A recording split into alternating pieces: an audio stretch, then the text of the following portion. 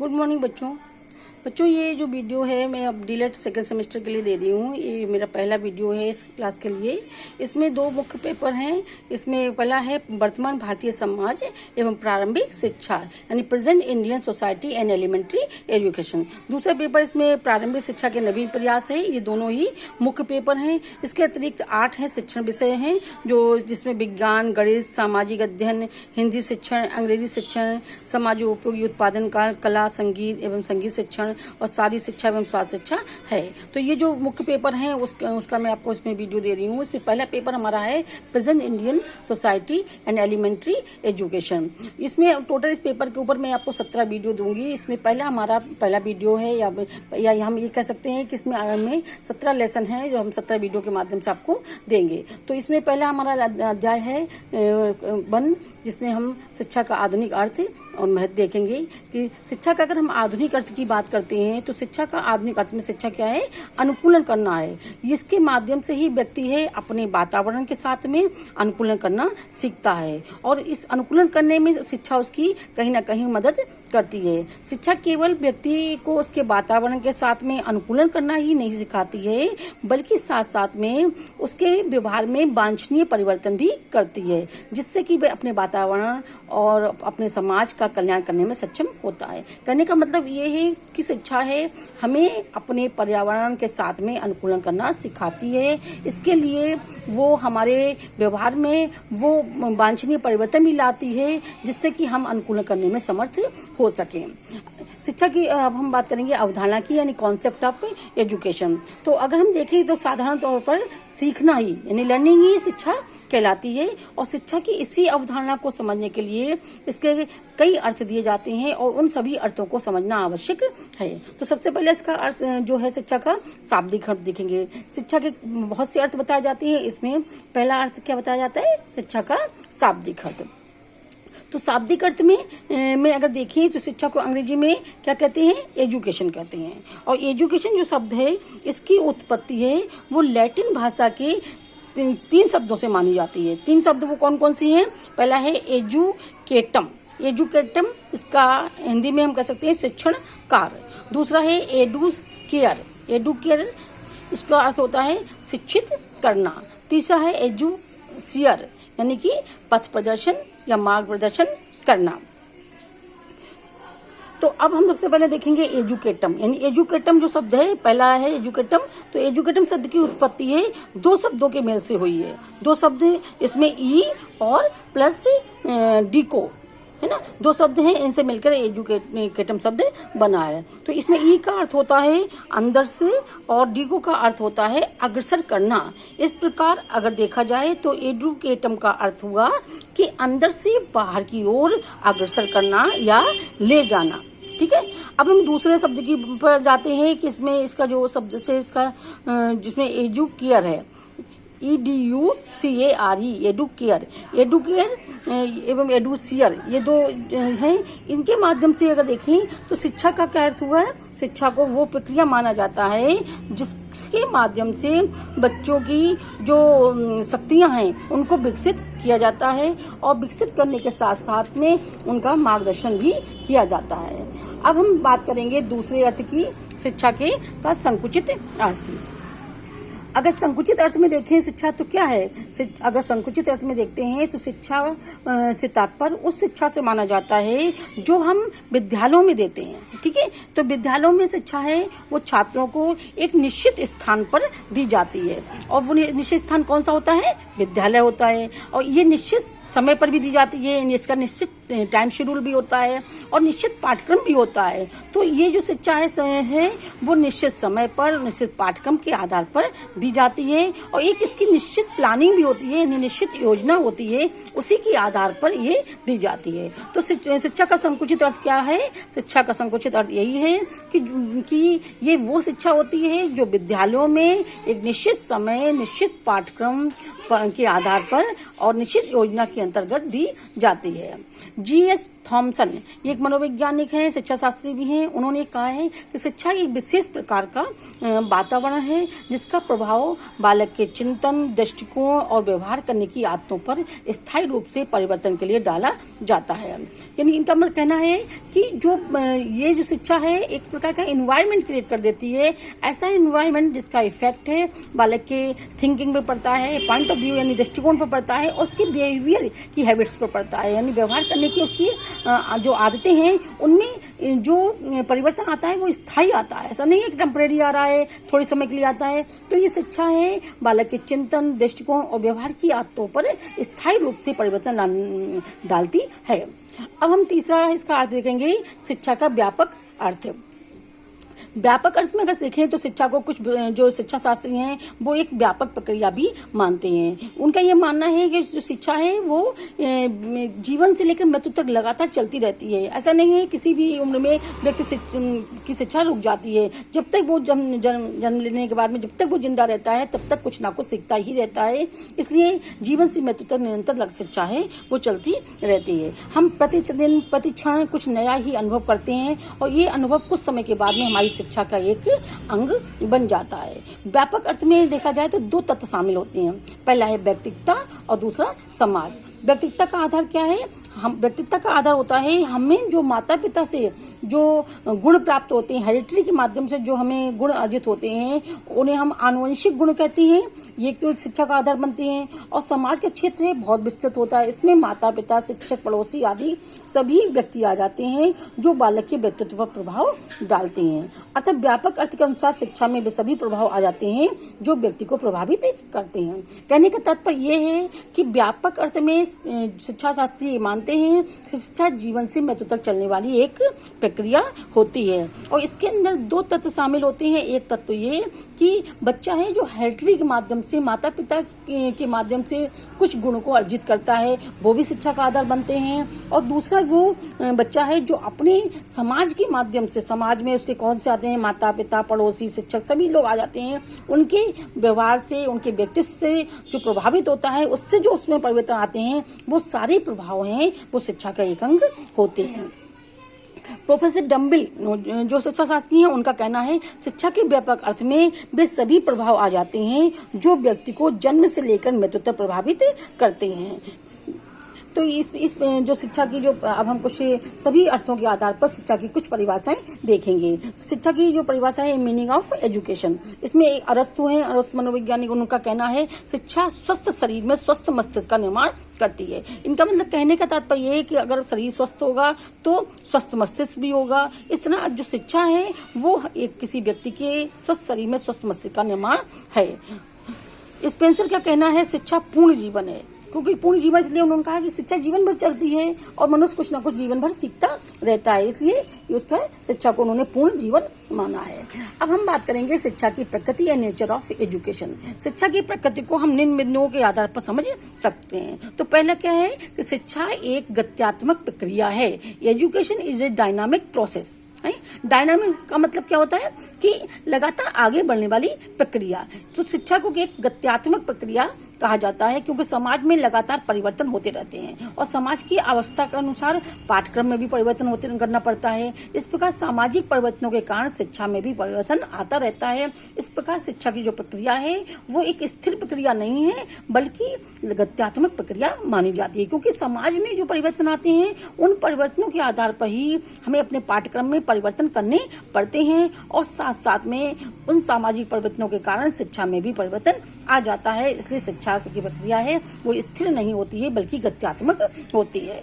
दूसरा आता है इसका प्रकृति में शिक्षा विकास की एक प्रक्रिया है। Education is a developmental process. तो शिक्षा का जो प्रोसेस है या प्रक्रिया है वो डेवलपमेंटल है, यानी विकास की ओर लगातार बढ़ती है। प्रत्येक बालक है जन्म के जाते ही सब कुछ शक्तियां लेकर उत्पन्न होता है।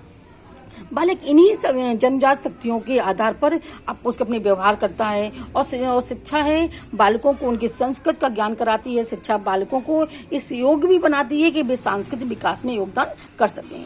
तो ये हम ये भी कह सकते हैं कि लगातार जो जन्मजात शक्तियां बच्चा लेकर जन्म लेता है उन शक्तियों का जो विकास है वो शिक्षा के माध्यम से ही होता है। इसलिए बच्चा है अपना जो जन्मजात शक्तियां लेकर पैदा हुआ उसी के अनुसार व्यवहार करता है, लेकिन हम शिक्षा के माध्यम से उसकी शक्तियों को विकसित करते हैं और उससे सांस्कृतिक विकास सिखाते हैं, संस्कृति और उसके सांस्कृतिक विकास के आधार पर वो योगदान कर पाता है। तीसरा आता है शिक्षा एक सामाजिक प्रक्रिया है। Education is a social process. Froebel एक मनोवैज्ञानिक है, उन्होंने ये कहा है कि शिक्षा एक ऐसी प्रक्रिया है जिसके द्वारा बालक अपनी जन्मजात शक्तियों का विकास करता है। इसी प्रकार ड्यूवी ने भी शिक्षा को समाज की प्रक्रिया माना है। तो समाज की प्रक्रिया शिक्षा को इसलिए माना गया है कि समाज में हम रहते हैं, समाज की आवश्यकताओं कुछ होती हैं, आकांक्षाएं कुछ होती हैं और शिक्षा समाज की इन्हीं आवश्यकताओं आकांक्षाओं को पूरा करती है, इसलिए इसको एक सामाजिक प्रक्रिया भी माना जाता है। फोर है शिक्षा एक द्विमुखी प्रक्रिया है। Education is bipolar process. जो एडम्स महोदय हैं, उन्होंने एडम्स का कहना है या मानना है कि शिक्षा की प्रक्रिया में केवल दो ही पक्ष हैं, वो समाहित होते हैं, दो ही पहलू होते हैं। एक जो व्यक्ति सुन रहा है और दूसरा जो सुना रहा है, या हम ये कह सकते हैं कि एक व्यक्ति जो पढ़ रहा होता है और दूसरा उसे पढ़ा रहा होता है। इस प्रकार शिक्षा में दो ही कर्ता काम करते हैं, शिक्षक एवं शिक्षार्थी। यानी कि एडम्स महोदय का कहना है शिक्षा प्रक्रिया में दो ही चीजें होती हैं, दो ही पक्ष होते हैं, पढ़ने वाला और पढ़ाने वाला, यानी शिक्षक और छात्र, ये दोनों ही हैं, वो शिक्षा का कार्य करते हैं, दोनों ही करता है। इसलिए एडम्स महोदय ने शिक्षा को एक द्विमुखी प्रक्रिया माना है। शिक्षा प्रक्रिया इसमें एक तरफ शिक्षक है, दूसरी तरफ छात्र है, ये दोनों ही हैं, वो करता है जो कि शिक्षा की प्रक्रिया को आगे ले जाते हैं।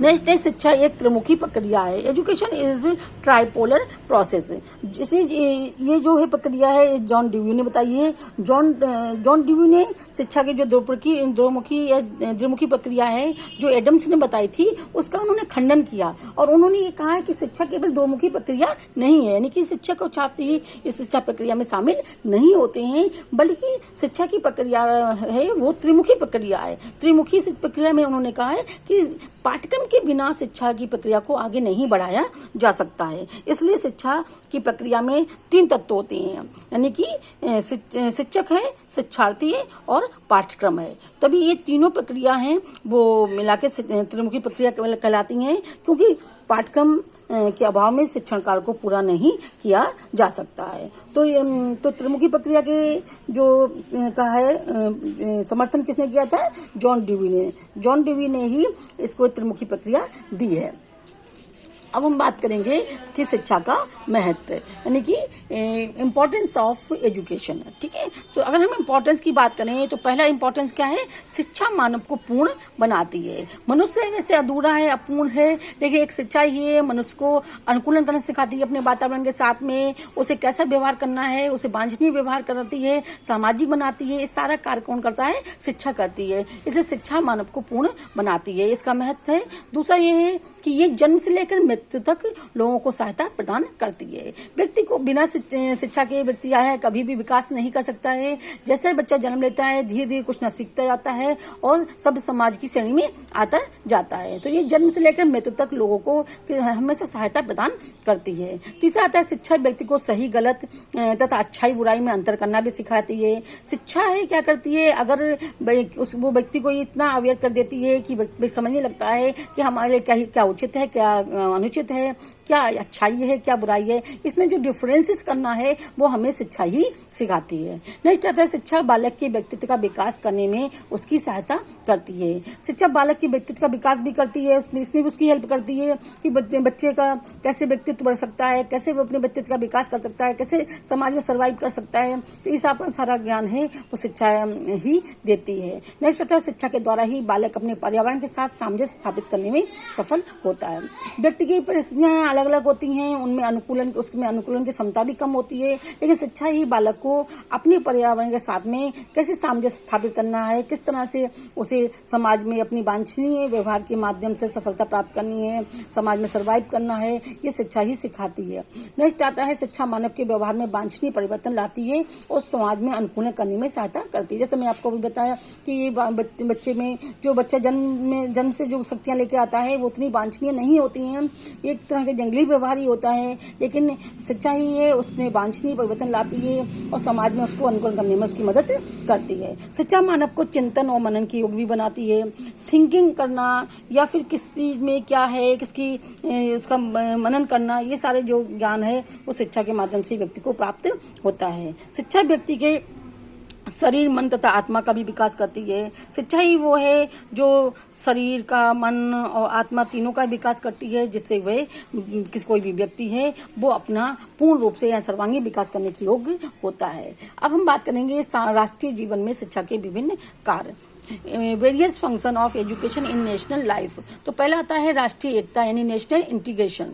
भारत में जातीयता, प्रांतीयता, संप्रदायवाद के आधार पर बहुत सारे झगड़े होते रहते हैं, जिनसे समाज कई वर्गों में बांट दिया गया है। शिक्षा एक माध्यम है जिसके माध्यम से जो इन झगड़ों को दूर किया जा सकता है और राष्ट्रीय एकता के सूत्र में सबको बांधा जा सकता है। पंडित नेहरू ने भी कहा है कि राष्ट्रीय एकता के प्रश्न में जीवन की प्रत्येक वस्तु आ जाती है, शिक्षा का स्थान इन सबसे ऊपर है और यही एक आधारशिला है। यानी कि जो भी समाज है विभिन्न भागों में बटा हुआ है, प्रांतीयता के आधार पर, जातीयता के आधार पर, संप्रदायवाद है, एक शिक्षा ही एक ऐसा है जो इन सबको दूर करके व्यक्ति को एक राष्ट्रीय एकता के सूत्र में बांधने का काम करती है। नेक्स्ट है भावात्मक एकता यानी इमोशनल इंटीग्रेशन। हमारे देश में कई तरह की विभिन्नताएं देखने को आपको मिलेंगी, जैसे कि राष्ट्रीय एकता के लक्ष्य को पाने के लिए भावात्मक एकता में भी वृद्धि करना जरूरी होता है, क्यों अगर भावात्मक एकता नहीं है तो राष्ट्रीय एकता लाना भी संभव नहीं है। तो शिक्षा ही एक ऐसा माध्यम है जिसके माध्यम से व्यक्ति की भावात्मक एकता में वृद्धि की जा सकती है। शिक्षा व्यक्ति को कई बातों में उचित दृष्टिकोण का विकास करती है, अतः राष्ट्रीय जीवन में शिक्षा का कार्य भावात्मक एकता की प्राप्ति भी माना जाता है। तीसरा आता है राष्ट्रीय विकास यानी नेशनल डेवलपमेंट। शिक्षा राष्ट्रीय विकास का भी काम करती है। प्रत्येक राष्ट्र अपने देश के उत्थान के लिए शिक्षा की अलग अलग नीतियां चलाता है। राष्ट्रीय विकास के लिए शिक्षा की योजनाओं को प्राथमिकता दी जाती है, यानी कि शिक्षा यही वो माध्यम है जिसके माध्यम से राष्ट्रीय विकास की गति को आगे बढ़ाया जाता है। नेक्स्ट है सामाजिक कुशलता, प्रमोशन ऑफ सोशल एफिशिएंसी। शिक्षा व्यक्ति में सामाजिक कुशलता का भी विकास करती है। सामाजिक कुशलता ही किसी देश के नागरिकों को आत्मनिर्भर बना सकती है। कि देश के जो विकास के पथ पर ले जाने के लिए कुशल कर्मचारियों की जरूरत होती है, कुशल विशेषज्ञों की जरूरत होती है। और आज के युग में कुशल व्यक्ति वो माना जाता है जो कि सेल्फ डिपेंड हो, आत्मनिर्भर हो सके और अन्य व्यक्तियों के कार्यों में हस्तक्षेप न करे। अतः शिक्षा का ये भी कार्य है कि वो व्यक्तियों में सामाजिक कुशलता में वृद्धि करे। नेक्स्ट आता है नैतिकता का प्रशिक्षण यानी ट्रेनिंग इन मोरलिटी। नैतिकता से क्या तात्पर्य है? चरित्र का निर्माण करना, और चरित्र आचरण की श्रेष्ठता ही नैतिकता कहलाती है। शिक्षा नैतिकता के भी व्यक्ति में लाती है। नैतिकता व्यक्ति के आचरण को श्रेष्ठ बनाती है, इसलिए शिक्षा का एक काम ही है कि वो नैतिकता का प्रशिक्षण भी देती है। नेक्स्ट है नेतृत्व की तैयारी यानी प्रिपरेशन ऑफ लीडरशिप। हमारा देश है कैसा है, एक प्रजातांत्रिक देश है और इसकी सफलता के लिए उचित नेतृत्व की आवश्यकता होती है।